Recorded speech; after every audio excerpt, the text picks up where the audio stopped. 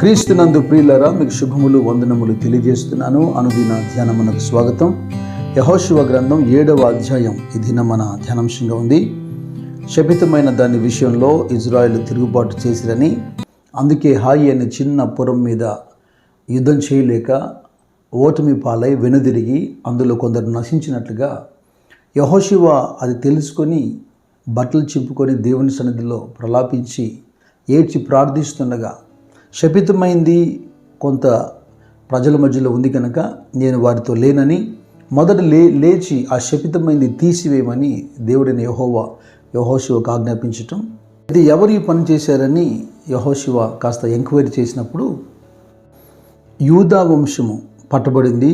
ఆ యూదా వంశములో జరహీల వంశము, ఆ జరహీల వంశములో నుండి జరహు మునిమనుమడు జబ్దీకి మనవడును కర్మీ కుమారుడైన ఆకాను పట్టబడ్డాడు.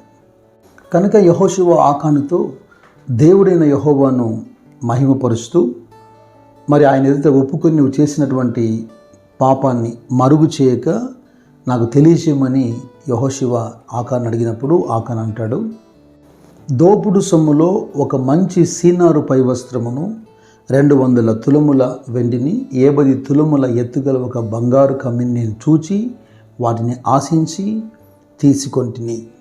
3 విషయాలు చూడండి. మొదటిగా నేను చూచాను అంటున్నాడు, రెండవది ఆశపడ్డాను అంటున్నాడు, మూడవదిగా నేను దాన్ని తీసుకున్నాను అంటున్నాడు.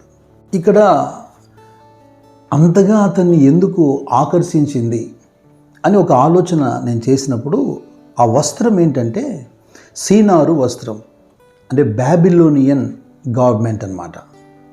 తెలుగులో సీనారు వస్త్రం అని రాశారు కనుక కొంతమందికి సరిగా పడకపోవచ్చేమో. బబులోన్ మనకు బాగా తెలుసు కదా. ఆ బాబిలోనియన్ గవర్నమెంట్ అంటే చాలా ఖరీదుగా రిచ్గా అది ఎంబ్రాయిడరీ చేయబడినటువంటి వస్త్రాలు. మీరు సామెతల గ్రంథము 7వ అధ్యాయంలో చూస్తే జారస్త్రీ గురించి మాట్లాడుతూ హెచ్చరిక చేస్తూ ఉన్నప్పుడు కొన్ని మాటలు రాయబడతాయి. అందులో 16వ వచనంలో, నా మంచం మీద రత్న కంబళ్లను ఐగుప్తు నుండి వచ్చు విచిత్రపు పని గల నారదుప్పట్లను నేను పరిచి ఉన్నాను అంటుంది. అంటే ఐగుప్తులాగానే ఈ బబులోనుకు సంబంధించిన వస్త్రాలు కూడా చాలా ప్రత్యేకమైనవి, ఆకర్షణీయమైనవి. అవే వారికి అతిశయము, గర్వం అన్నమాట. ఐగుప్తు అనేది దేవుని ప్రజల్ని హింసించింది, బాధ పెట్టింది, బానిసలుగా చేసింది. కానీ బబులోన్ అనేది దేవుని ప్రజల్ని పాపములోనికి, వ్యభిచారంలోకి నెట్టేదానికి కారణమైంది. ఈ బబులోన్ అనేది దేవునికి ఎంత అసహ్యకరమైందో, దేవుడు ఎంత తీవ్రమైన కోపము దాని మీద కలిగి ఉన్నాడో ఒక 2-3 మాటలు నేను చెబుతాను. ఇర్మియా గ్రంథం 51వ అధ్యాయంలో 6-7 వచనాలు మీరు చూడగలిగితే, మీరు దాని దోషములలో పడి నశింపకున్నట్లు బబులోన్లో నుండి పారిపోవుడి, మీ ప్రాణములు రక్షించుకుని, ఇది యెహోవాకు ప్రతీకార కాలము, అది చేసిన క్రియలను బట్టి ఆయన దానికి ప్రతీకారం చేయుచున్నాడు. బబులోను యెహోవా చేతిలో సర్వభూమికి మత్తు కలిగించు బంగారు పాత్ర అయి ఉండెను. అదే అధ్యాయంలో 36-37 వచనాలు కూడా యెహోవా ఇలాగ సెలవిచ్చుచున్నాడు, ఆలకించుము, నీ వాద్యమును నేను జరిగించుదును, నీ నిమిత్తము నేనే పగ తీర్చుకొందును, దాని సముద్రమును నేను ఎండకట్టుదును, దాని ఊటను ఇంకిపోచేయుదును. బబులోను నిర్జనమై కసువు దిబ్బలుగా ఉండును, నక్కలకు నివాస స్థలమగును, అది పాడై ఎగతాళికి కారణముగా ఉండును. యెషయాలో కూడా ఒక మాట ఉంటుంది, రాజ్యములకు భూషణము, కల్దీలకు అతిశాస్పదము అయిన మహాత్యమకు బబులోనును దేవుడు పాడు చేసిన సొదొమ గోమొరల వల్లే అవుతుందని. ప్రకటన గ్రంథం కూడా 17వ అధ్యాయంలో 7 తలలు కలిగి 10 కొమ్ములు కలిగి ఎర్రని మృగం మీద కూర్చున్న ఒక స్త్రీ మనకు కనపడుతుంది. ఆ స్త్రీ ఎవరు? ఆ స్త్రీ నొదట ఉన్నటువంటి పేరేంటి?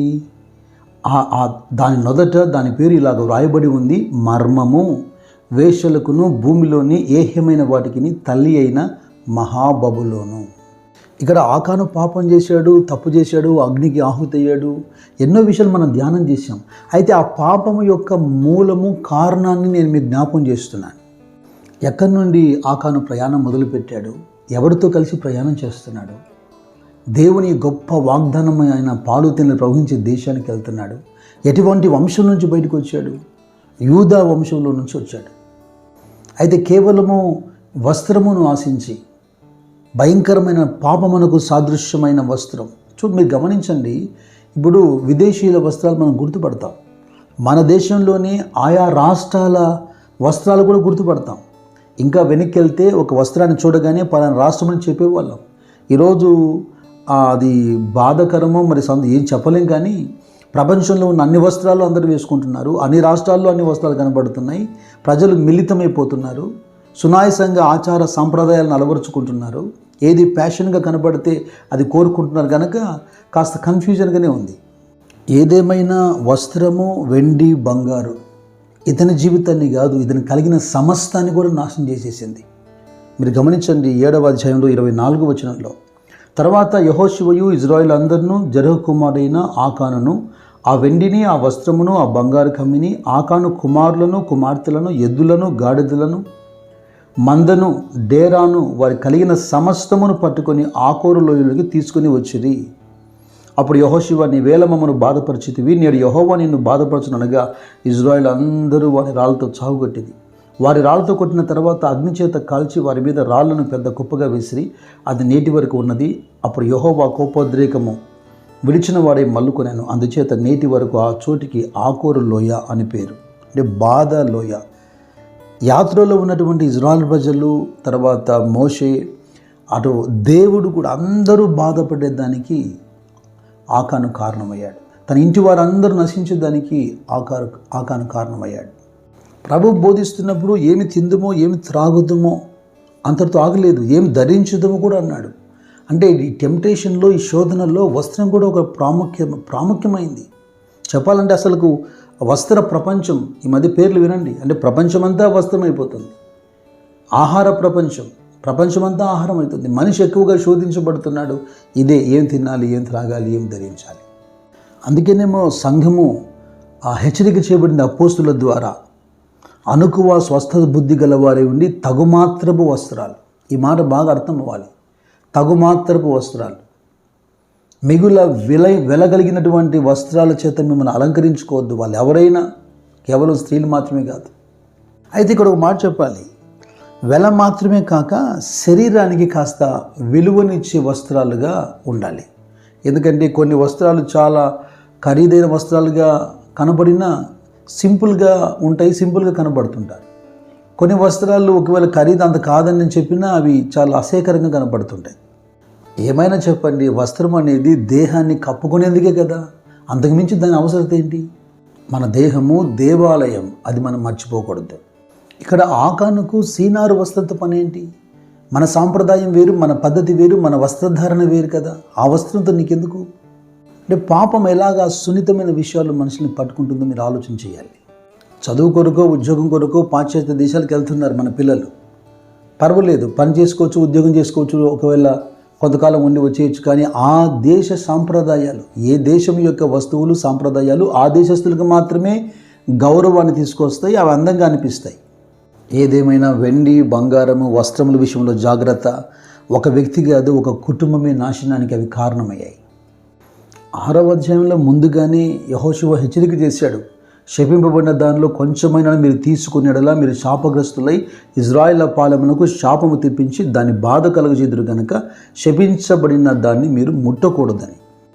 అది అతను మీరాడు, శాపగ్రస్తుడయ్యాడు, ఇంటికి నాశనాన్ని తెచ్చుకున్నాడు. అపోస్తులు కూడా సంఘానికి ఏం నేర్పిస్తున్నారు? ఏ యోగ్యతైనను మెప్పైనను ఉండినలా, ఏవి సత్యమైనవో, ఏవి మాన్యమైనవో, ఏవి న్యాయమైనవో, ఏవి పవిత్రమైనవో, ఏవి రమ్యమైనవో, ఏవి ఖ్యాతి గలవో వాటి మీద ధ్యానం ఉంచుకోమంటున్నారు. అప్పుడు కదా అనవసరమైన దురాభిమాన పాపములు మనం పడకుండా ఉంటాం. దేవుడిచ్చేటువంటి సమాధానాన్ని మనం అనుభవిస్తాం. నా దేవుడు సులువుగా చిక్కులు పెట్టి ప్రతి పాపము నుండి మిమ్మల్ని విడిపించునుగాక.